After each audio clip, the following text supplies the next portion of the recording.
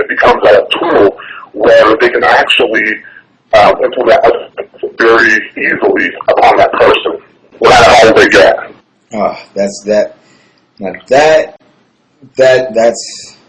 That's serious business right there. And I think I think a lot of people out there are definitely thrown back by what you just said, because most of their children are playing the Xbox or a PlayStation. I mean, that's exactly what I targeted them. I definitely want to talk about this point a little bit more, because it's a point of interest to myself, and I believe that the American people in general are completely blind to the massive attack that's being perpetrated against our minds to subdue us mentally. And I'm really glad that you went out there and you exposed the fact that, I mean, something as, well, I mean, if anybody that has a brain, let me not say that because that might come off wrong, but anybody that's really, really paying attention is going to realize that something like the Xbox is not something that you want to have in your home. It's really not productive. It's not helping your child grow and develop a very well-rounded character and be a ingenuitive, inventive type of individual, if you understand what I'm saying. And then you're bringing out the fact that, hey, this was a mechanism that was developed simply for the purpose of mind control, of subduing the minds of the children, and hence then it's going to be subduing the minds of civilization here in the U.S. Now, are there any other means beyond the fluoride, beyond the Xbox? Are there any other modes of implementing mind control here in the U.S. that you are aware of, just from your military involvement, being in? Right. One of which is disturbing to me, but if you watch cable, don't do it, because one of the implementations is the box that everybody has to get for your cable TV. And that is one of the ways that they have found out that certain sound waves can control you. So there are sound waves. There's sound waves that come out of the cable box. So that comes out of your TV. That come out of your TV. They can tweak it to where they can make you feel sad, they can make you feel glad. You know how people have those super harmonious CDs they pop in and play and they feel good? Yeah. Oh. It's the exact same thing. Exact same thing. And it's very simple, it's very cheap, it works. And you pay a monthly premium for it. Yeah, you pay to get brainwashed, basically. Oh my goodness gracious. The last implementation of this is the microchip, which is being talked about heavily throughout everywhere, not just the military, but outside. Because, I mean, you know about it, everybody knows about it, but what people don't know about it is if you drop your amino acids in your body, they can tweak the microchip to make you kill your mother if they want to. They can make you kill yourself. They can make you do whatever they want to make you do. Also, the healthcare plant that spraying of the sky, that poisoning of your water to make you and your children sick. And they hope you'll die, but if you don't, what happens is you want the healthcare plan that you can't have, you have no choice to get. So once you get the healthcare plan, all the cuts for the healthcare is basically they wipe out all the other stuff, and so you get the blood tests, the urine tests, all these tests. They stick you with the microchips, and microchips have all the information they need. Therefore, they've cut millions of dollars in spending. And you not only have a monitoring device, a GPS, and a mind controlling system, you also have a healthcare system inside you. It's very obvious what's going on, and people are not realizing this. So they're comfortable because they're comfortable. Yeah, and see, the thing about it is nobody likes. They like change, but they don't like change of the change they want. They don't want to hear about the change that is taking place right under their noses.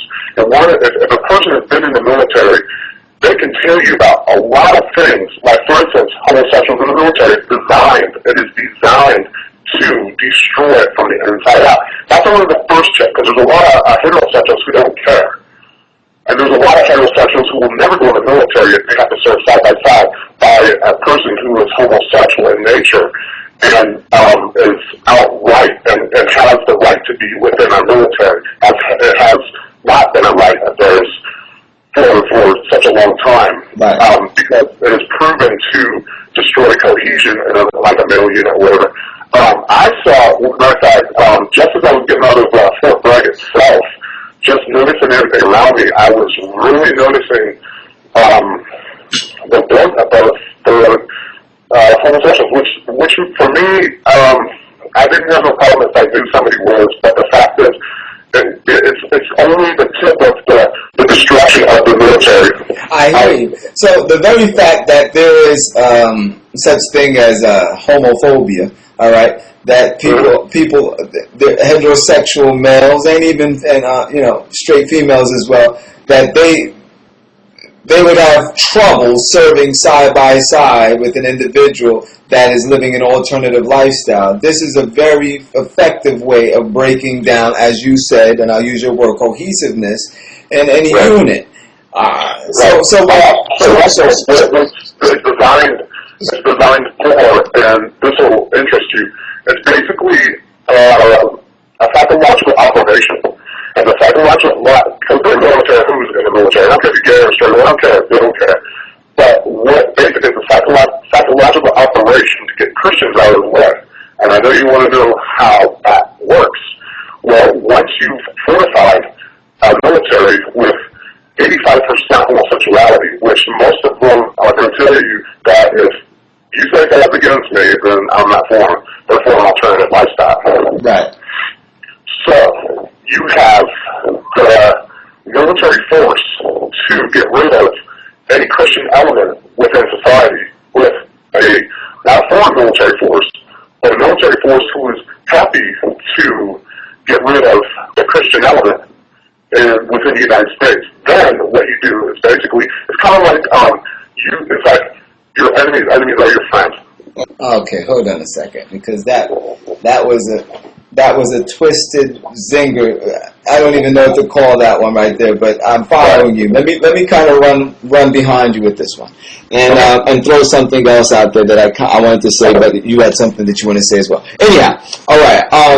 So let's say, for instance, the whole agenda of Obama to get rid of the "don't ask, don't tell" policy. Okay. Right. So just people can just come and be in the military, just be outright practicing homosexuals. Yes. Even the very fact that the "don't ask, don't tell" policy will be lifted will help instigate this separation between the units, because now that people will be individuals that are practicing homosexuals will have the freedom to express their alternative lifestyle. It will effectively, for lack of better words, disgust those that are not for that type of lifestyle.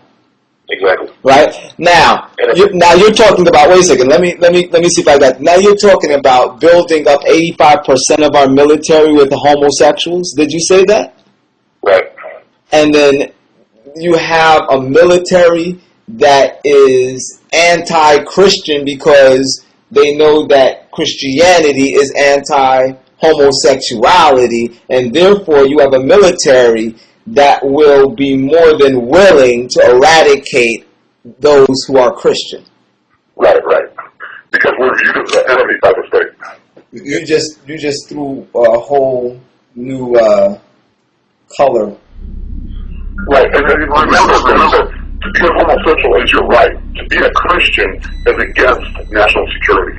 Right, and it's there. This is very evident from everything that we see. All the policies that are being made, it's more than feasible. It's actually nauseating. It's not only feasible. It's not just on the horizon. It's being implemented. If any soldiers goes overseas, they will find out for themselves how widespread with the other troops of foreign nations homosexuality is widespread.